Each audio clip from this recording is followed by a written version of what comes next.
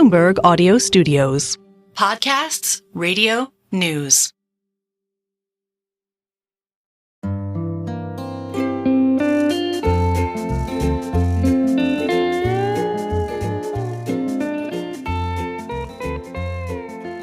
Hello and welcome to another episode of the Odd Lots podcast. I'm Joe Weisenthal. And I'm Tracy Alloway. Tracy, now that I'm like a middle-aged old man, I don't know if I've been getting really into reading history lately. Is it Roman history? No, it's actually worse than Roman history. I've been reading a lot of 20th century history. And the problem, one problem, there's a bit of a diversion, but one problem with reading 20th century history is that I'm eventually going to have to get around to really learning what World War II is all about. And then I'm going to be a 50-year-old man reading You have to fulfill your destiny, I know, Joe. so I'm going to be a 50-year-old man in a few years reading World War II books and watching World War II documentaries. So, but yes, I've been reading a lot of 20th century history lately. You know how you know that you are really old? It's when you start reading 20th century history books and realize that you were like there and sort of participating in that time period. Well, it's so funny that you mentioned this because this is increasingly dawning on me when I read history. And again, slight sidetrack, but I've mentioned before a couple of times, I lived in Malaysia for a year in 1989 and 1990. And I discovered in reading history recently that I don't know if they call it the Malaysian Civil War, but the ultimate peace agreement between the Malaysian government and the Communist Party of Malaysia was signed in 1989 that ended that conflict. And so I was there. I had no idea. But reading history... Grade school Joe was living through history. I was. And it sort of reminds... I think this is an important thing that I've realized reading more history is that the modern world as we know it is so young. It's basically like the length of a person's life. Like if, depending on where you want to start it, like we're just getting started here. So the history we're going to be talking about specifically we're being really vague here, aren't we? is China. Yes. And I was thinking about this because the first time I went to China was in 1994. And it was completely different to how it is now. Like there were still rickshaws on the street. Friendship stores existed. Friendship stores still existed in the early 2000s when I was there. And I don't know, do you know what a friendship store is? I can guess. No, So actually, I don't know. It's like where foreigners were basically allowed to go and like purchase specific goods. They had a lot of like tourist tat and stuff like that. But if you went to a friendship store in Beijing in the early 2000s, it was basically like going to the East Bloc. It was like a full employment program where you would find a salesperson on the floor and you would say, I want this item. And then they would give you a little like token or receipt. And then you would take that to the cashier and pay. And then someone else would bring the item to you. Sounds kind of nice. Yeah, that was in the 2000s. Yeah. And now when I think about Beijing, like it has changed completely. Like stuff that used to be one-story neighborhoods full of bars like Sanlitun is now like luxury shopping centers. Totally. So this is the other thing, too, which is that, we talk a lot about China right now for obvious reasons. But I kind of feel that, like, if we're going to talk about today, there probably is some justification for, like, how we got here. And I have to admit, my understanding is really very rudimentary and limited. Like, in my mind, it's basically like Mao died. Deng Xiaoping liberalized the economy. That was the economy plugged into global capitalism. And then idiot sunflower seeds happened. Yeah, and then they allowed a business, and then they entered the WTO in here. And I would say I know basically 4 facts about the history of China, and those are, 1978, WTO now. So maybe that's just 3. And so I actually think it's important to sort of deepen our understanding of how we got to the China that we are so deeply connected to today. I am in favor of you using the podcast as an excuse to read a bunch of history books. It's great. It's otherwise and manifest your middle-aged self. That's fine. We should do it. Well, it's better because if I have to read books, that means I'm not just scrolling Twitter all the time. So if I have to prepare for episodes. Anyway, we're going to be speaking with one of the co-authors of the new book, came out in October, The Great Transformation, China's Road from Revolution to Reform. And I would say it complexifies a bit the very rudimentary story of the last, 40 plus years of China. It's more than just 3 specific dates. It complexifies that story. It sort of fleshes it out in a big way. The co-authors are Arne Westad and Chen Jian. The first time on Odd Lots that we'll have a guest with the name Odd. Truly the perfect guest. So it's truly the perfect guest. So we're speaking with Professor of History at Yale, Arne Westad. Professor Westad, thank you so much for coming on the podcast. Thank you for having me on. You almost had to, right? Yeah, we had to. Like mine. It's truly... It's really a shame that you haven't had me on before. I mean, you should do the very opening of your podcast with me as your first guest. We had to wait for Joe to enter his history phase. That's right. But you should have been the first guest.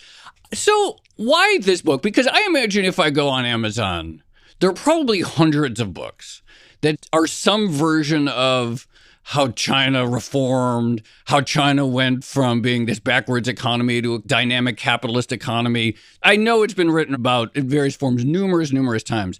Why did you and your co-author still feel at this point that this was an important story or collection of stories to tell?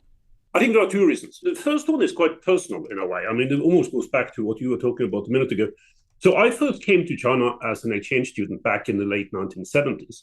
And Chen, of course, my co-author, lived there during that period. So this is in a way somewhat personal for us as well. We lived through parts of the time period that we are talking about in this book.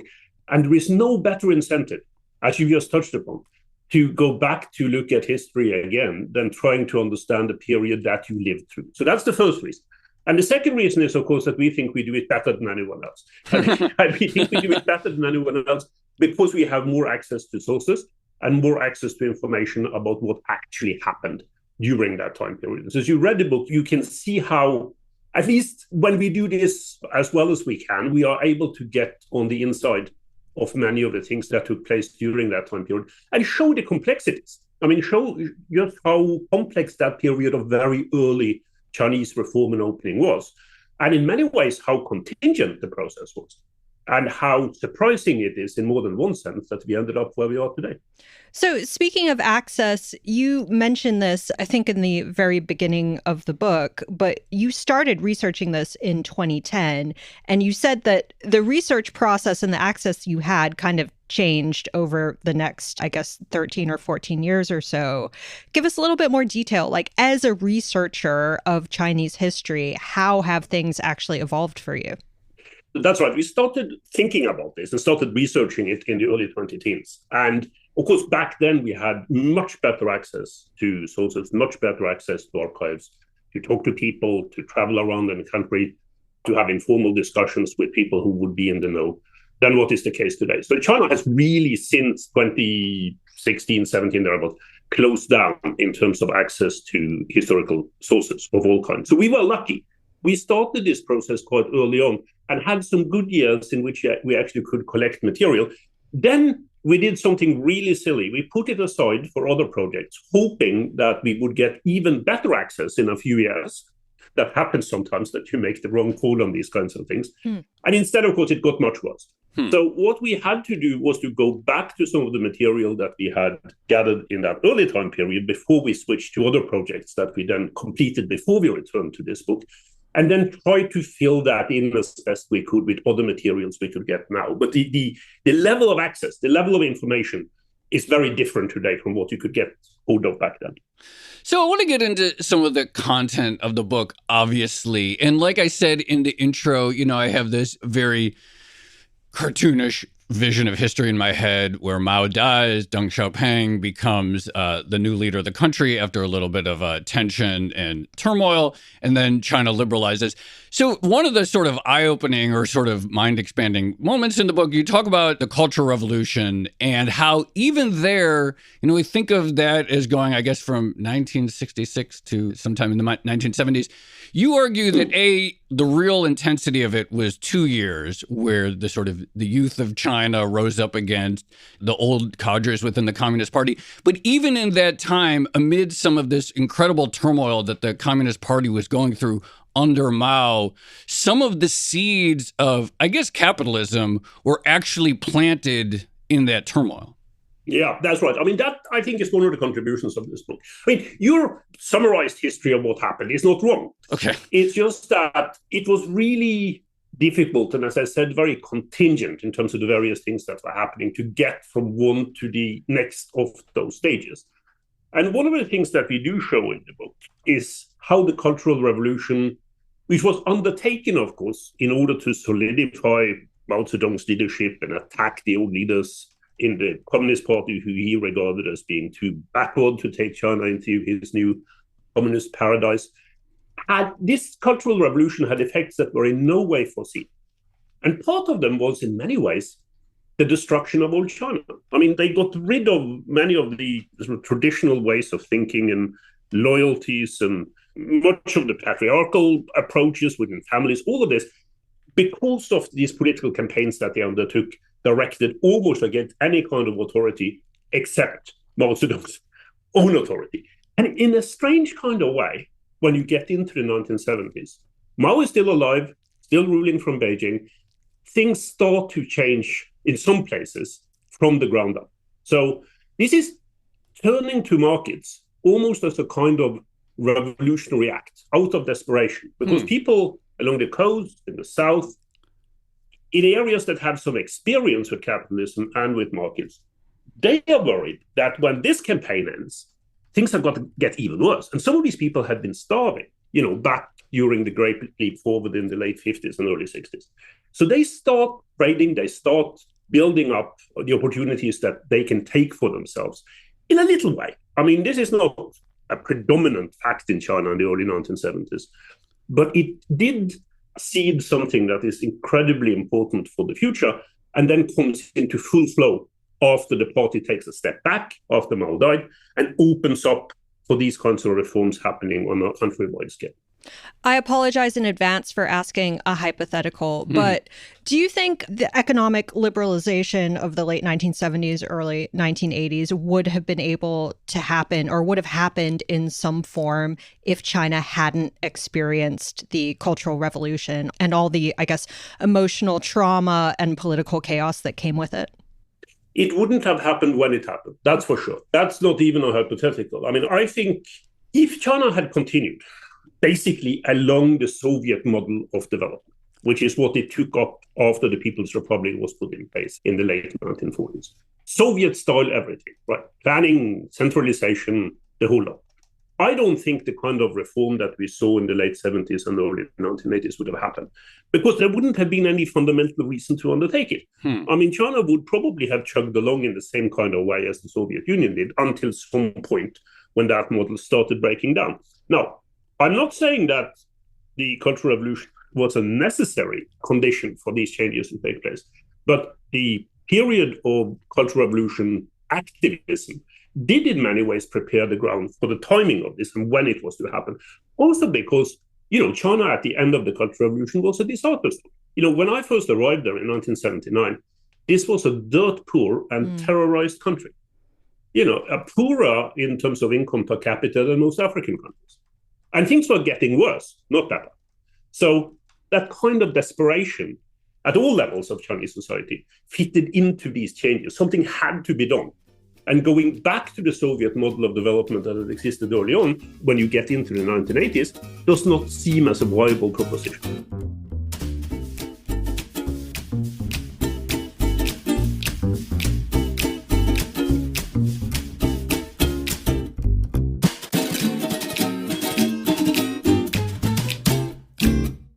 What does it mean when you talk about history being contingent? You use that word a couple of times, and I actually don't know if I fully understand what that means. But when you're telling these stories or this story and you're keeping in mind the contingency in history, can you talk a little bit more about this idea? So you'll have seen from the book that we go in and out from the sort of micro to the macro level of telling history. And if you look at the night when the coup against the radicals, the so-called Gang of Four, within the party took place, which we describe in some detail, almost what happens from hour to hour. Right. This was the moment in which the left faction, after Mao dies, was arrested and allowed for a sort of more moderate path to emerge. That's right. And it was in effect a military coup. Yeah. I mean, it was undertaken by the military and the security forces against the people who Mao himself had put in charge of the party, including his widow, was most prominent of all, Jian. Now, that night, in the following few days, things could have ended up very differently. I mean, Shanghai, the biggest city in China by far, was still under control of the radicals. There were military units that supported the radical approach to politics. This could have ended up very differently from what it did. And as we describe in the book, some of the plotters, some of the coup makers themselves in those days that followed the coup itself, were completely surprised by how little resistance there had been from the left and how little chaos there had been on the streets. So that's what I mean with it being contingent. I mean, this is something that obviously connects to the larger picture that we see today, going back to your sort of three-level version of what happened, right, in China. But it didn't seem that obvious at the time. And it could have gone in very different directions from what we are seeing today. How important was the fraying of the relationship between China and the Soviet Union in the sort of 1960s, early 1970s to spurring or catalyzing that opening up? Because it does feel like the sudden emergence of the Soviet Union as an external enemy, it feels like that led China in some respects to open up to the US and some other countries. This is a sort of trajectory that I think it's really important to get right. Because what Mao and his group of leaders did in the late 1960s was to turn to the United States as an ally, a pseudo-ally, security ally, against the Soviet Union because they were so deadly afraid that there would be a war with the Soviets, a war that China certainly would have lost, given the state that the Chinese communists themselves had put China into during the Cultural Revolution. So what Mao did was to turn to the enemy far away, the United States, to help back him against an enemy much closer to home, the Soviet Union, which they had this falling out with, mainly for ideological reasons. From Mao's perspective, this was always intended to be a strictly security-oriented pseudo-alliance. Right? It was directed against the Soviet Union. Mao, to the end of his days, was puzzled that the United States would support the real communists, meaning him, against the fake communists, meaning the Soviet Union. But as long as they were willing to do that, he was certainly willing to reap the benefits. But he never intended that this would have any effect in terms of the increasingly radical communist direction that he was taking for China internally, domestically. So that's when what happens in 1976 after Mao's death becomes so significant, because the people who then took over, they thought, we have this relationship with the United States. They are supporting us for their own reasons in the Cold War against the Soviet Union. We can now also make use of this to supercharge Chinese reform, right? If it hadn't been for that relationship, strictly security-oriented, that already existed between China and the United States, I doubt that that would be possible. So it's very important when we talk about the longer-term US-China relationships to think about that origin and how this actually got started. Very different from the way most people think about it, where the security element and the reform element are sort of conflated into one. It's also just hard in 2024 to imagine that various communist states would not be natural allies. And of course, China, after the Vietnam War, China also went to war against Vietnam. The fact that they're so concerned about the Soviet invasion, it's just sort of this fascinating dimension that I don't think fits neatly into our heads. You know, I also read your co-author's book. He recently wrote a great biography of Jian. And it occurs to me, like reading that book and the new book, obviously, I think Mao is associated ideologically with the left faction and the CCP and the Gang of Four, et cetera. But he always seemed to keep a couple of, I don't know if the word is liberals, but to some extent liberals around. So Joe, he never got purged, even though it didn't seem like Mao particularly liked him for much of his life. Token liberals. And Deng Xiaoping got purged multiple times, but never lost his membership of the Communist Party and always seemed to find his way back, even during the Mao era. Why was it that despite his ideological predilections towards the left, that in these important roles, he couldn't bring himself to purge some of these perhaps more reformist-minded characters? Because he needed to have things done. I mean, Mao wasn't just an ideologue, which was the most important aspect of him, I think, when you look at his historical role. He was also the leader of a country. And he needed to get certain things to work within the country or within the party. And for that, having seen time and again that his ideological allies were not particularly good at this, they were good at reciting Marx and Lenin, but they were not particularly good at running things. He needed people like Zhou Enlai, he needed people like Deng Xiaoping to get things done. But as Chen Jian's great Zhou Enlai biography shows very clearly, there were limits to how far he would go in working with people like Zhou or Deng. He was willing to work with them as long as they served his purposes. And if there was any sense that they actually tried to have a direct political influence above or different from his, they would get into trouble. So I'm not sure if token liberals here is the right term. I mean, liberals in terms of their thinking about politics. These people served, as long as he was alive, served the chairman, and they served him at his leisure. So if he got a suspicion with them, as with he did with so many other people, that they were not serving his radical interests, he would act against them. You mentioned earlier that your book brings together the macro and the micro. And in terms of the micro, it reminded me a lot of Secondhand Time, which is an oral history of the end of the Soviet Union. And there are lots of stories in there about individual experiences and entrepreneurs who suddenly are starting their businesses in the post-communist period and things like that. I've been trying to get Joe to read this book for a long time. I'll read it. It's amazing. But can you talk to us a little bit more about the individual stories that you heard from this particular period in Chinese history? So there are many stories, and both Jian and I are the kind of historians who are storytellers. We like to tell these stories. We like to focus on individuals and their experiences. And that's, of course, what sets this period apart. It's such an incredibly dramatic era. I mean, first the Cultural Revolution and its demise, and then this period of almost unbelievable change, which I remember very well myself. I mean, from one day to the next, things that had been seen as being true forever were no longer true, right? And things changed so very quickly. And entrepreneurs who had a few weeks earlier had been put in prison for their activities were suddenly held up as heroes of economic development, right? That was China during this time period, and it's wonderfully fertile ground for historians who like to tell stories.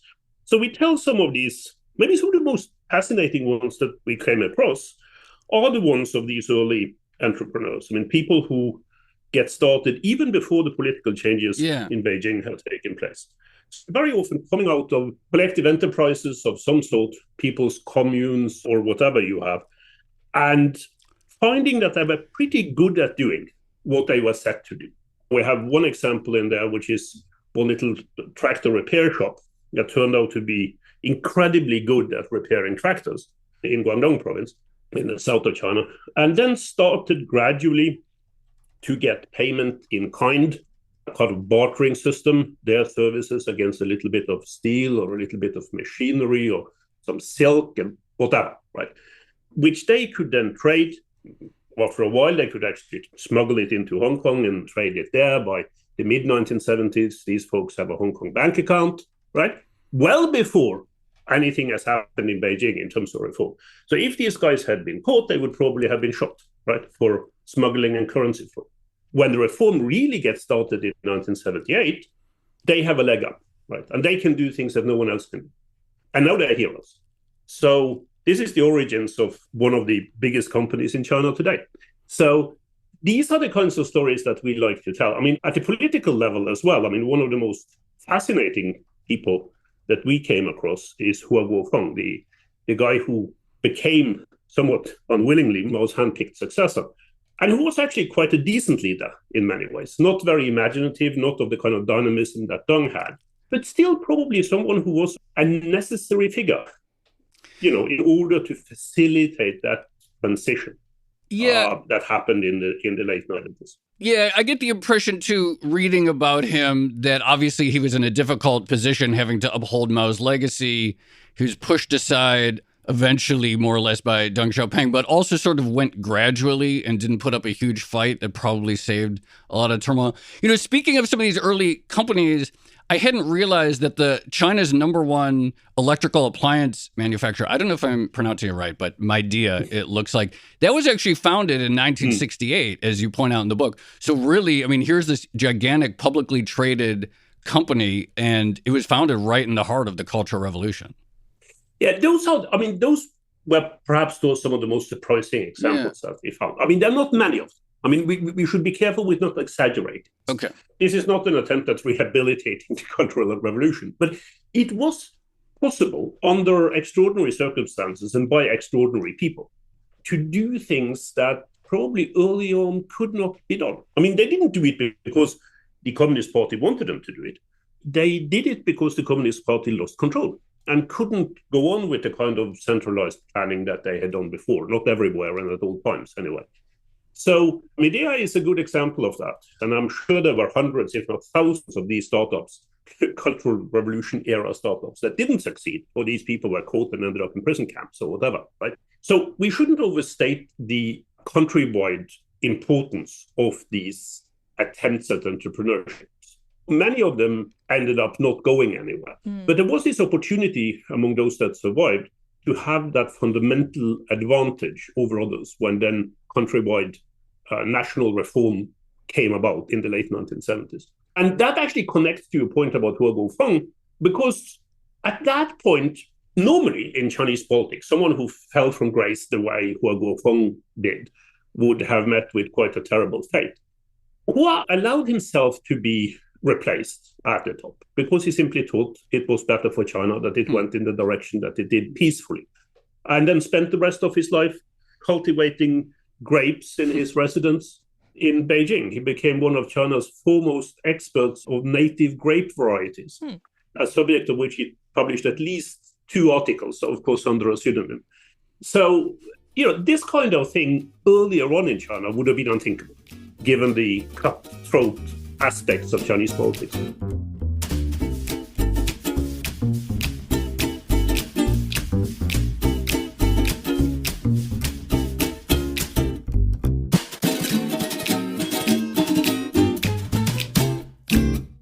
I didn't realize that China had native grape varieties, so that's interesting. Okay, but just on this point, what was the downside for individuals in accepting market liberalization? Because nowadays we talk a lot about the social compact in China, the idea that, okay, maybe people don't have as many democratic rights as in other parts of the world, but the promise from the CCP is that we're all going to get rich. And it feels like in the 1970s, 1980s, there was some loss of a social safety net that came about as a result of the promise that, like, okay, you're not going to get as much welfare, social welfare, but you're going to get a chance to become really, really wealthy. And that was, of course, part of this great transformation that we are talking about, is what happened when much of that social welfare net disappeared. It was a very brutal process. I mean, we have a tendency, I think, in this country and elsewhere to think about Chinese reform as the good reform in terms of results, and Russian reform as the bad reform, right? I mean, where things went wrong after the collapse of the Soviet Union. But these two are in many ways much more similar, we discovered, than what they generally have been taken to be. I mean, the desperation that you find among a lot of Chinese when these social welfare systems went away, mainly in the late 80s and 90s, up to the early 2000s, was very profound. It was a market revolution, but as all market revolutions, it has its winners and its losers. And what was remarkable about the transformation in China was that when one went through that first period of relative hardship, then, of course, the general economy started to pick up, giving more people a chance to enter into the middle class. But these two time periods are not the same. There was a period of real hardship to begin with, and then quite a bit later, this opportunity for many people, still not everyone, still there are about 400 to 500 million poor people in China, right? A lot of people. But for many to take that step into the middle class. And that's in a way the story of China's reform, that they were able to make that jump, while in Russia, most of the efforts at setting up a market economy that actually worked domestically failed. So one thing that people say a lot is that the Chinese Communist Party for a long time, up until today, is obsessed with the fall of the Soviet Union and figuring out how to avoid a similar collapse at some point. And part of me wonders, like, the two countries seem so different and the circumstances seem so different that it's like hard for me to like say like, oh, if you do this, then you do get that outcome. And like, who knows? But there is some school of thought that part of the problem with the Soviet reforms starting under Gorbachev was the sort of political liberalization, that maybe economic liberalization is okay, markets, but you still need that strong central party. and that maybe Gorbachev's mistake was doing both at once, or maybe doing the political liberalization at all, etc. You talk also in your conclusion about some of the missed opportunities of more political liberalization, along with the market liberalization that China has seen over the last several decades. When you think about the fall of the Soviet Union and what contributed to that collapse, how much of it is it the market reforms versus the structure of the Soviet Union versus the political liberalization? And is there an argument to be made that the reason that the CCP and the country is as stable as it is today is because they didn't also pursue the political liberalization? No, not really. I don't think that is the key reason. I think the key reason why the CCP succeeded was more that they were willing to experiment. I mean, under a situation of political dictatorship, as you pointed out, they were willing to experiment in ways that the Soviet leadership never was. And maybe, I mean, and this is pure speculation, but maybe that goes back to what we talked about earlier on, that the Soviet Union kept chugging along, with some growth for a very, very long time. There wasn't that kind of desperation that you found in China after everything that the Communist Party had tried had failed. So these people were really running out of time, both to transform China, but also to protect the dictatorship, right? They had to do something. And then they introduced gradual reform and all that gradual economic reform without ever thinking that they would give up political control. So this is one of the things that we show in the book. And I think this is the reason why the Chinese Communist Party today is so obsessed with learning the negative lessons from the Soviet Union, is that much of this was, of course, not just about creating a China that was rich and strong. It was being able to recreate a Communist Party that was in control of most things, right? So that story of how the dictatorship was reinforced at the back of reform already in the mid-1980s is a very central part of our book. I mean, we do see a period of openness from the late 70s to the mid-1980s when there would have been a real possibility that China would have moved in a more, not democratic, but more pluralistic, more open direction than what happened later on. But by 1984 or thereabouts, that period is ended. Deng is laying down the law, saying the direction that China will go in is one of increased, deepening market reform and Communist Party control. There will be no pluralism of any sort. There will be no freedom of speech. All of that is out. And this is, of course, very important in terms of understanding China today. I mean, This is what created the kind of situation that we see now. Even though now, of course, I was in China in the spring, and one of my businessman friends was joking that maybe reform and opening should be seen as a gigantic niet, Lenin's new economic policy back in the 1920s, where people were allowed to generate wealth for a while just for the party to come back in and confiscate everything. So don't say that I'm sharing that view, but given what Xi Jinping has been up to recently, you can sort of understand it. Since we're up firmly in the 1980s now, talk to us about Coca-Cola and its presence in the Chinese market, because I kind of think this is like a nice little microcosm of the changes that happened to the Chinese economy around that time. So the Coca-Cola example is really interesting because it's a typical example in a way of how it was possible for a multinational company to come into China, to start working in China because of the attractiveness, the symbolism of the product that it delivered, but also was able to work with local people and local businesses within China. And what's also fascinating here is the connection between Coca-Cola and its political significance in terms of the Sino-American relationship. Right, because Coke was like a symbol of American capitalism, right? Yes, and the Chinese leadership wanted to embrace that symbolism without necessarily having to embrace the full package. So they were trying to figure out how they could work with this particular American company, and indeed other American companies as well, in order to be seen as helping bringing Coca-Cola to China, but on conditions that would be acceptable to them. And this is a story that is repeated over and over again in China when it comes to foreign companies, the connections to local partners, how the government oversees this in sort of political terms, but also how it can turn out to be immensely commercially successful under those circumstances.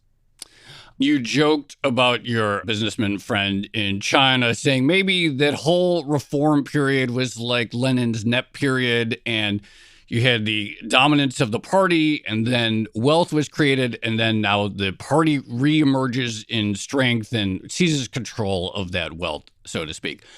I'm curious your take here in 2024.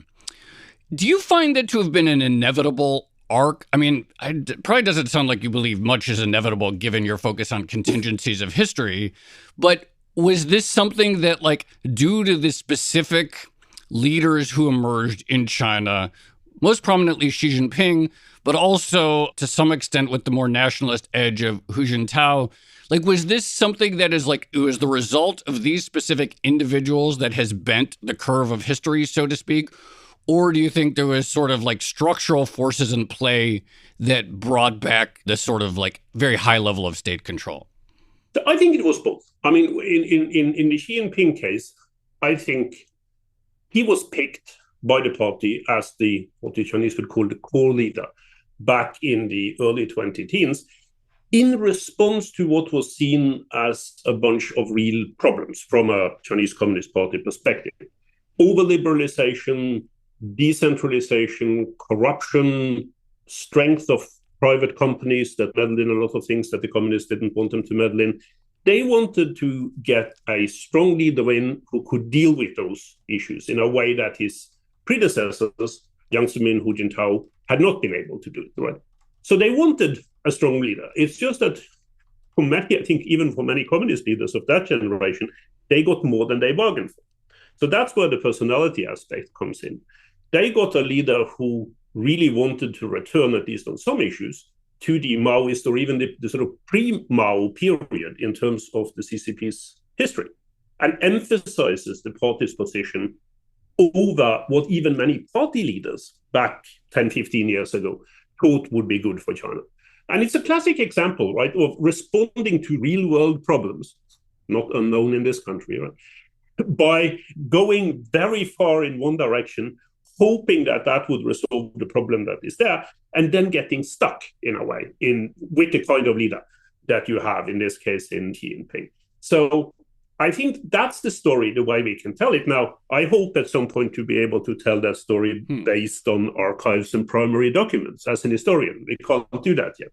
But I think at some point we will be able to do that, and then it will be fascinating to test that hypothesis about how this happened. So just on the revolution from below point, one of the things that you emphasize in the book is a lot of the stuff that happens in this time period is a result of people feeling that they are heading somewhere, that there's like a grander Chinese vision that can be achieved. And so that motivates people to actually do something. I'm curious, just going up to the present day, do you get a sense that people feel that there's like a direction that China is heading in, that it's clear to people like what they are trying to do? At the moment, absolutely not. I think it's very, very clear that a lot of people in China do not understand where the country is heading and what the reasons are.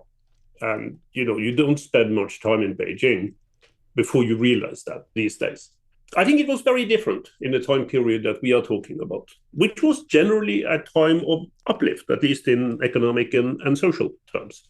And it's right to say, I mean, as many historians have said, that there was an element of a bargain in this, that at least for some Chinese, not everyone, but for some Chinese, maybe particularly in business, that one accepted the dictatorship for what it was, and then went on getting rich and establishing some of these great or middling fortunes that you find so many of in China today.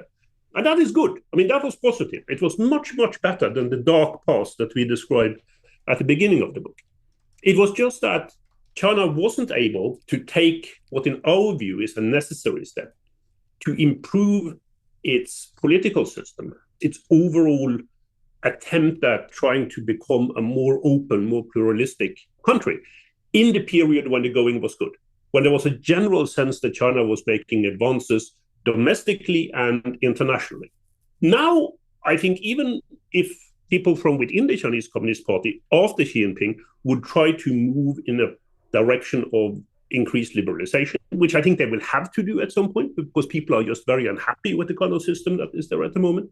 It would be much more difficult because the going is not that good, and it probably is never going to be that good again.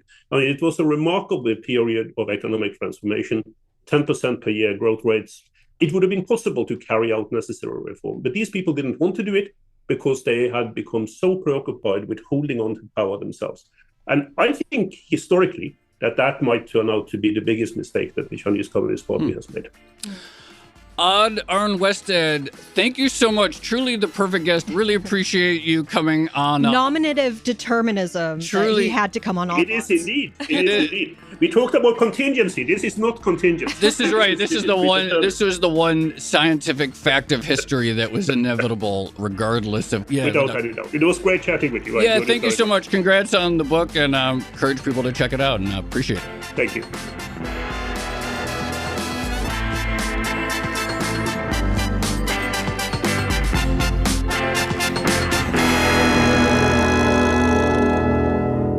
Tracy, I'm totally down in my dotage to just turn this into a history podcast where we read books and then talk to historians. I feel like podcasts becoming history podcasts is also an inevitability, right? Well, you run out of things to talk about, so you got to start mining the past. You know what? Actually, in all your recent reading, you might know the answer to this question, which I forgot to ask Arne about, but why was the Soviet Union and China in like the 1950s obsessed with steel production?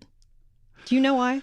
I actually don't know the answer. My guess would be it's just like the most sort of objective thing of what you need to modernize in a 20th century economy. You need steel for probably literally everything that gets built. It would have been a good question. Another thing that I wish I had asked is how paranoid, how justified was, because you asked that great question about the importance of the tension between China and the Soviet Union in Mao's turning, at least to some extent, to the U.S., which then expanded greatly over the following decades. But I never get the impression that there really was any actual prospect of war. Like there's one point in the book where like the leaders all scrambled away from Beijing because they were fear of a nuclear attack from the Soviet Union. But it's not clear that there was anything happening there. I guess hindsight is 2020 when it comes to a lot of this stuff, including the Cold War is kind of similar, I guess. Like nothing happened in the end in terms of like a nuclear disaster. We came close with Cuba is my understanding. That is true. But like it didn't happen. Yes. But one thing that I got from this book is, again, the importance of an external enemy when it comes to radical economic transformation. And I think we've seen so many examples of that throughout history at this point. So China's market liberalization as a result of its fear of the Soviet Union is a great one. I guess the return of industrial policy in the US as a result of its fear of China's economic dominance is another one. Japan in the 1980s would be a good one too. It feels like in order for anything to get done at scale and in an efficient time period, you have to have like some sort of threat that's hanging over you. This is why we need the Paul Krugman. Like, we need to convince everyone that the threat is the aliens. Yes. And then you catalyze development without actually, and then there's no aliens in the end. But I thought that was fascinating. I know it's such a cliche and I hate to admit it, but it does seem like understanding the modern world, you can learn something by reading the past. I resisted incredibly surprising. I resisted that reality for a long time in my life, and now I've succumbed. We have to know how we got here. Okay, now that you've discovered history, shall we leave it there? Let's leave it there. This has been another episode of the Odd Lots podcast. I'm Tracy Alloway. You can follow me at Tracy Alloway. I'm Joe Weisenthal. You can follow me at The Stalwart. Follow our guest, Arne Westad. He's O.A. Westad, and definitely check out his new book, The Great Transformation. Follow our producers, Carmen Rodriguez at Carmen Armin, Dashiell Bennett at Dashbot, and Kel Brooks at Kel Brooks. Thank you to our producer, Moses Andam. For more Odd Lots content, go to Bloomberg.com/oddlots, where we have transcripts, a blog, and a newsletter. And you can chat about all of these topics 24/7 in our Discord. There's even a books channel, which is where I think I saw this book pop up first. And if you enjoy Odd Lots, if you like it when Joe reads history books, then please leave us a positive review on your favorite podcast platform. And remember, if you are a Bloomberg subscriber, you can listen to all of our episodes absolutely ad-free. All you need to do is find the Bloomberg channel on Apple Podcasts and follow the instructions there. Thanks for listening.